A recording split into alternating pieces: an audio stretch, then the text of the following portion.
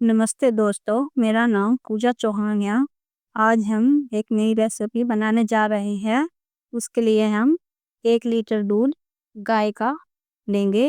वो सिर्फ काऊ मिल्क ही होना चाहिए।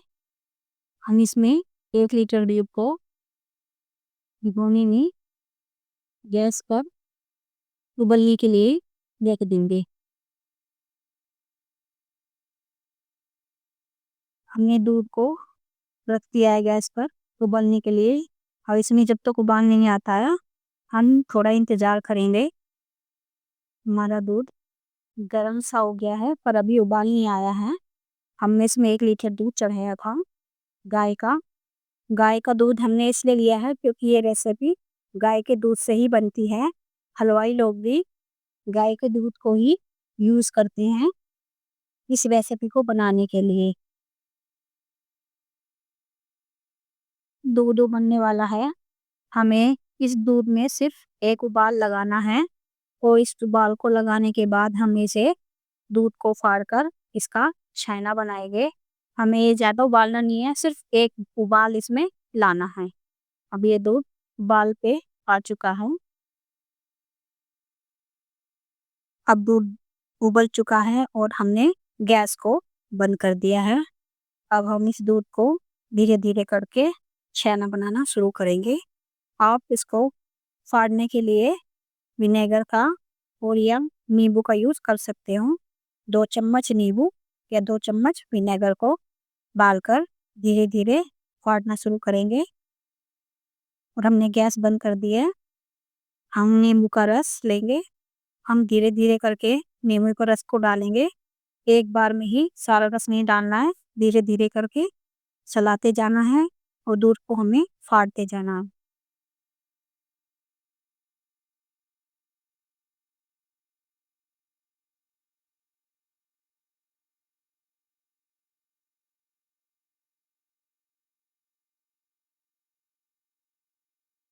हमारा दूध फटने लगा है। हमें एकदम ये दूध नहीं फाड़ना है, धीरे धीरे करके बिल्कुल हमें सॉफ्ट करना है। ये देखो दूध फटने लगा है। हम इसे 2 या 3 मिनट के लिए ऐसे ही छोड़ देंगे, जिससे दूध धीरे धीरे करके सारा फट जाए। फटने के बाद इसको हम किसी कपड़े या छन्नी की सहायता से इसको छान लेंगे। हमने इसको 2-3 मिनट के लिए ठंडा होने के लिए रख दिया था। हमें इसे ज़्यादा ठंडा भी नहीं करना है। हमने एक कपड़ा ले लिया है। मेरे पास कोई बारीक कपड़ा नहीं था, तो मैंने नया जो रुमाल होता है वो भी कॉटन का, तो मैंने इसके नीचे एक चन्नी रख दी है और नीचे एक बर्तन रखा हुआ है। अब हम इसको धीरे धीरे करके इसमें छान लेंगे।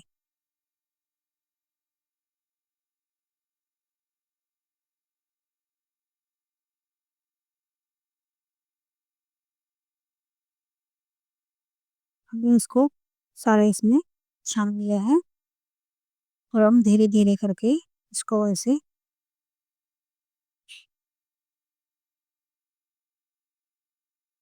हम इसमें थोड़ा सा नॉर्मल पानी डाल देंगे। ज़्यादा नहीं डालना है, ये तो ज़्यादा ठंडा हो जाएगा। अब हम इसे अच्छी तरह से बिल्कुल कपड़े की सहायता से निचोड़ लेंगे। हमने इसको बिल्कुल निचोड़ लिया है और हम एक देख लेंगे। अब हम इसमें इसको डालकर इसे धीरे धीरे करके हम इसको धीरे धीरे करके ऐसे मसलना शुरू करेंगे, जिससे कि ये बिखरा बिखरा ना रहे और ये अपनी जैसे रोटी का आटा होता है ऐसे लग जाए।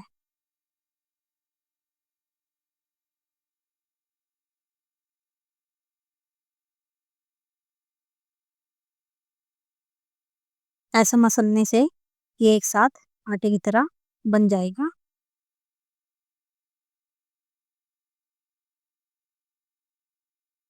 इसको मसलना ज़रूरी है, जिससे कि ये बिखरा बिखरा ना रहे।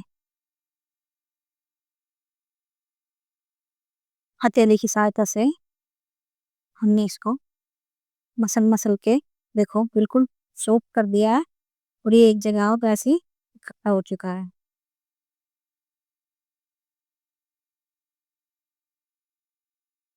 मसलने से ये थोड़ा सॉफ्ट भी हो जाएगा और ये एक बिल्कुल आटे की तरह लग जाएगा।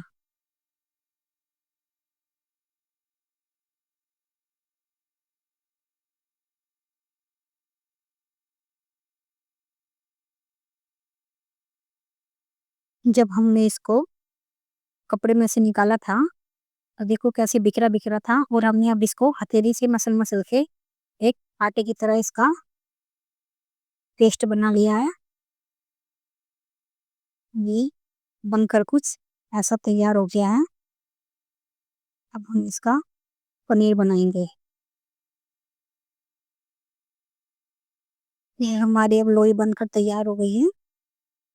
हमने इसको हथेली से काफी मैश कर लिया था जिससे इसमें दाने या गुठली ना रहे और खाने में जब इसको खाएं तो ये दाने दाने ना लगे। अब हम हम जिस कपड़े में हमने इसको छाना था उसी कपड़े में अब हम इसको एक लेवल में लेंगे।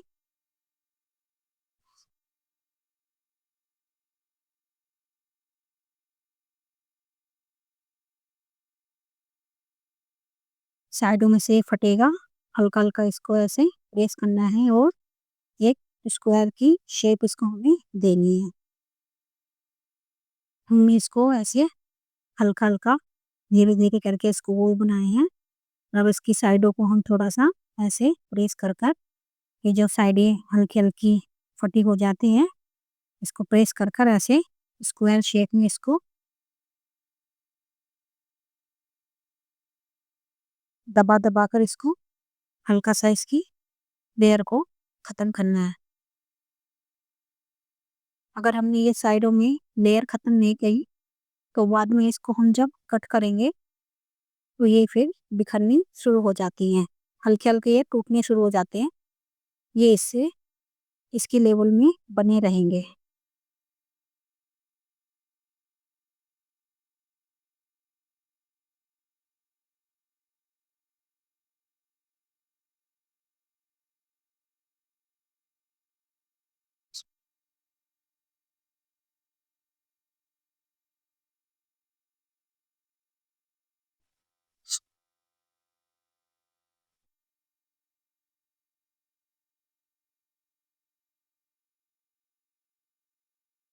हमने इसको बिल्कुल लेवल में ले लिया है।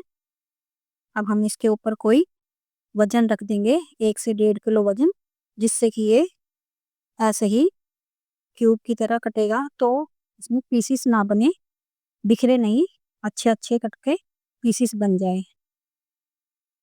हम इसमें 1 से 1.5 किलो वजन रख देंगे। मैंने एक प्लेट ली है और मैंने एक जो बट्टा होता है सिल वाला उसको ले लिया है। अब ये वजन की वजह से एक पीसीस नहीं बनेंगे, ज़्यादा बिखरेगा नहीं और ये एक शेप में तैयार हो जाएगा। जब तक ये तैयार होता है तब तक अब हम इसके लिए चाशनी बना लेंगे। इतने ये 10 से 15 मिनट में सेट हो जाएगा।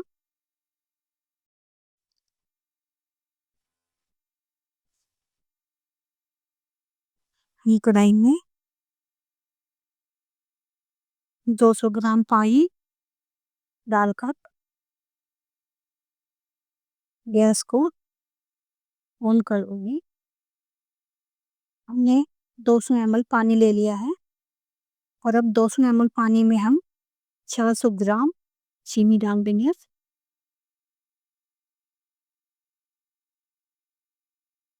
और चीनी को घुलने तक बीच बीच में इसको ऐसे चलाते रहेंगे। जब उसमें उबाल आ जाएगा धीरे धीरे चीनी घुलने लगेगी।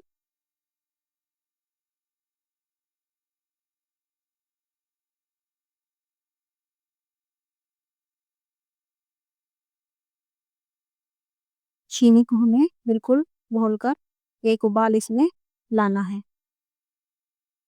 हमें इसे उबालना है, ना हमें एक तार बनाना है और ना ही हमें दो तार बनाने हैं। हमें इसे कोई तार नहीं बनाना है, सिर्फ हमें इसमें चीनी की घोल से बिल्कुल पतला रखना है।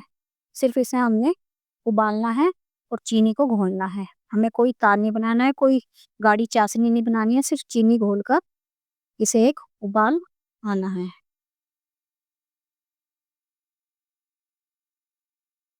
चाशनी को उबलने के लिए रख दिया था।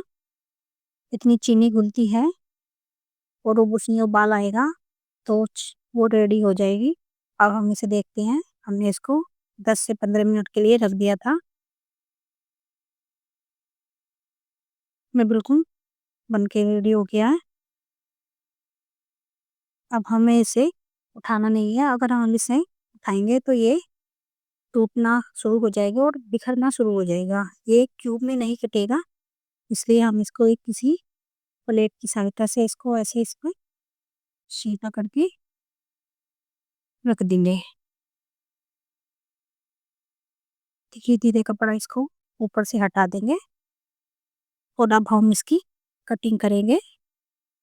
हमें कटिंग बहुत ध्यान से करनी है।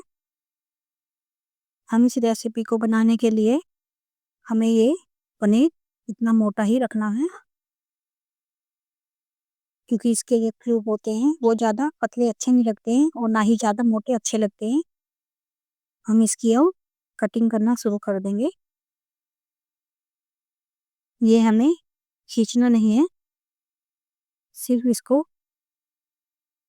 ऐसे ही कट करके हल्का हल्का करके चाकू को हमें धीरे धीरे उठाना नहीं है। हमें इसे खींचना नहीं है, सिर्फ हमें इसकी ऐसे ही धीरे धीरे करके कटिंग करनी है। खींचने से ये बिखरना शुरू हो जाएगा।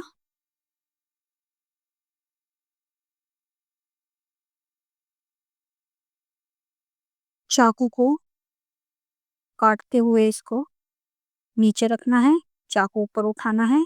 हमें ये खींचना नहीं है, खींचने से ये क्यूब में बिखर जाएगा और क्यूब बनने नहीं तैयार होगी। इसे हमें हल्के हल्के ऐसे काटते रहना हो, चाकू को उठा उठा कर ऐसे इसकी धीरे धीरे कटिंग करते रहना है।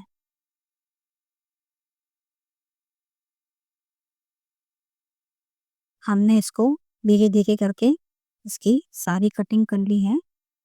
बस इसको खींचना नहीं है, ऐसे धीरे धीरे करके इसको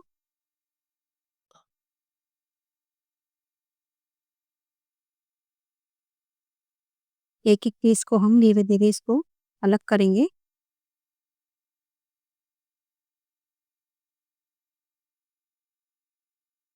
धीरे धीरे हम इसके क्यूब को अलग अलग पीसेस बना लेंगे। ऐसे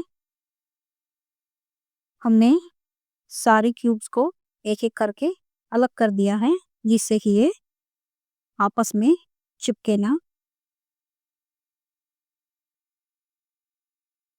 हमारी चाशनी में भी अब उबाल आ गया है। हमें कोई तार नहीं खींचना है, हमें सिर्फ ये चीनी को घोलकर एक गोल बनाना है।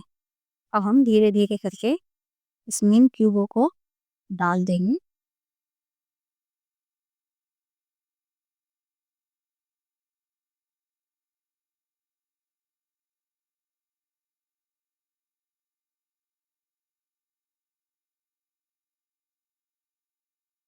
आप चाहो तो इसे ढककर बना सकते हो, आप इसको ढककर कवर भी करना चाहो तो कर सकते हो। पर आप ये ध्यान रखना, जैसे ये झाग बने हुए हैं ऐसे ये झाग आते रहने चाहिए। अगर आपको लगता है ये ऐसे झाग नहीं बन रहे हैं, तो जब हमने छेना बनाया था तो जो हमने पानी उसमें से निकाला था वो ही इसमें थोड़ा सा आप डाल दीजिए। ऐसे झाग तरह बने रहेंगे, झाग ऐसी उसी की तरह बने रहेंगे। आप इसको कवर भी कर सकते हो। 10 मिनट के लिए हम अब इसको कवर करके रख देंगे। इसे ढके हुए 10 मिनट हो गए हैं और अब हम इसको देखते हैं। अब 10 मिनट के लिए आपको चाशनी देखनी है 10 मिनट के लिए। आपको ये देखना है कि उसमें 10 मिनट तक आपको कुछ नहीं करना है। और उसके बाद हमारी जो चाशनी है वो थोड़ी गाढ़ी होने लगेगी। तो आप धीरे धीरे करके आप ये चेक करना कि चाशनी गाढ़ी हो गई है।